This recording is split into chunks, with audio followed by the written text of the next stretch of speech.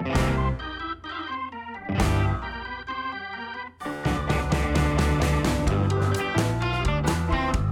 folks, Ben from Smoking Hot Confessions here. We've wrapped things up at the Hammond Barbecue Challenge here in beautiful downtown Hammond.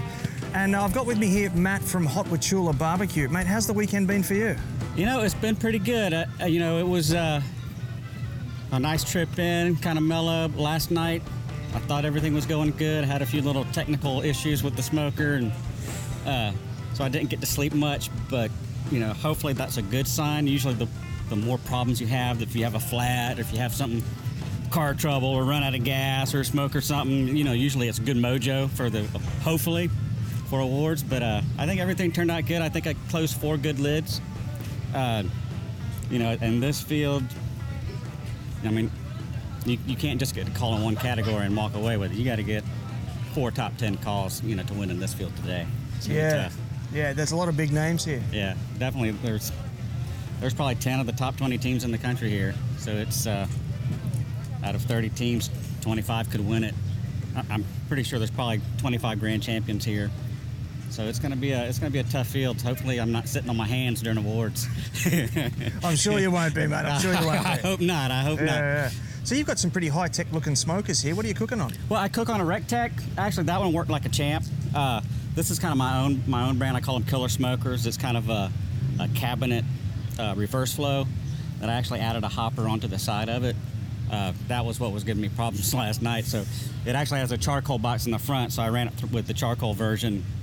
And, I was going to ask, what's plan B if the technology so it's fails? got a small charcoal basket in the front. So usually I do like a dual fuel, so I can get pellet heat and then the wood smoke. So I just went with charcoal and wood for the first half, and once everything got wrapped, it would go in there. Actually, I cooked my pork in there from start to finish in the Rectech. But it all worked out well. It's there's always something at a contest. But that's the thing. You got to adapt and overcome. It's not. People that cook a lot, it's not always, cook by numbers, set it and forget it. There's always something, whether it's the power goes out or the weather's bad, or you just never know. So you've got to kind of tweak stuff and, make adjustments along the way. Yeah, right, yeah. So tell me about Hot Wachulas. Whereabouts do you hail from? I'm from Lakeland, Florida, which is in between Tampa and Orlando. Actually, Hot Wachulas is my sauce company. So I make hot sauce, salsas, barbecue sauce, condiments, salad dressing. So that's my day job, and it just kind of morphed into me cooking so I could, pick up more bottling business from some of the other teams, and it helped me get my brand out there and helped me kind of get some street cred as far as like, hey, these sauces work, not only for your home but in competition as well. So. And you've managed to engineer a lifestyle where your weekend sort of plaything of going to barbecue becomes completely tax deductible. So my hat's off. Exactly. And every grocery store trip, and I get to travel. I would love to come to Australia. Coming up soon. I'm doing 3 more contests in Europe this summer. Oh wow! Which ones are they?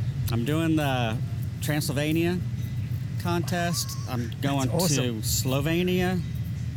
And I'm going to Amsterdam, and I did one in northern Italy in January, so I'll have four contests in Europe this year. So I could insert a joke about what sort of smoke flavor profiles I go for in Amsterdam, but hey, but they love it. I'd be picking low hanging fruit. So I'll just leave that one alone. Yeah, I know, but yeah, there's no leftovers in Amsterdam.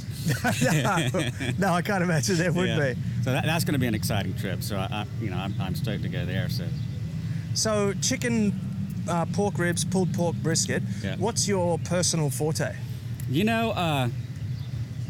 I guess recently I've been doing pretty well on brisket. So I think that's where I'm ranked the highest.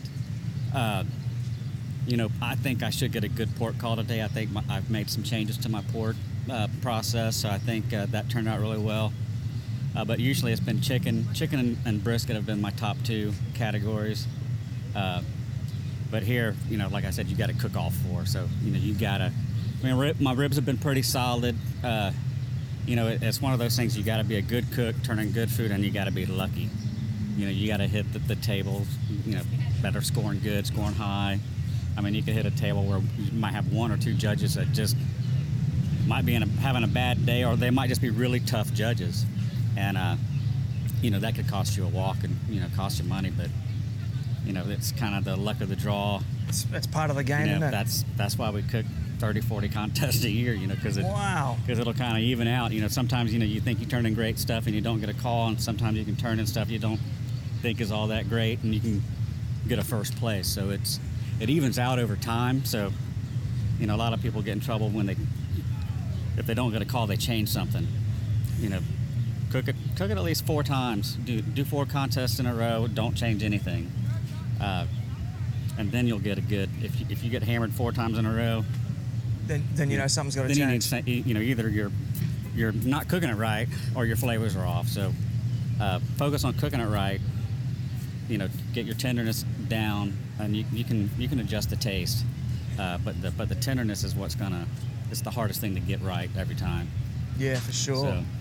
So, that's the rule. Some people are just chasing the tail because they'll cook one, not get a call, change everything, cook another contest. Man, that didn't work. Change it again, and they're doing something totally different by like the 3rd contest. I mean, they're buying a different cooker. I mean, everything's they're blaming everything else, but them. So that's why I say to everybody that's starting out, cook 4 contests, and then start tweaking it. But try and cook it perfect, and then mess with the flavors later. Yeah, good advice. Yeah. Now, I'm really intrigued. Your trailer has balconies. Yeah. Can you tell me about your trailer? Yeah, it's a Heartland Edge. It's a 44 and a half foot 5th wheel toy hauler. So I converted the back.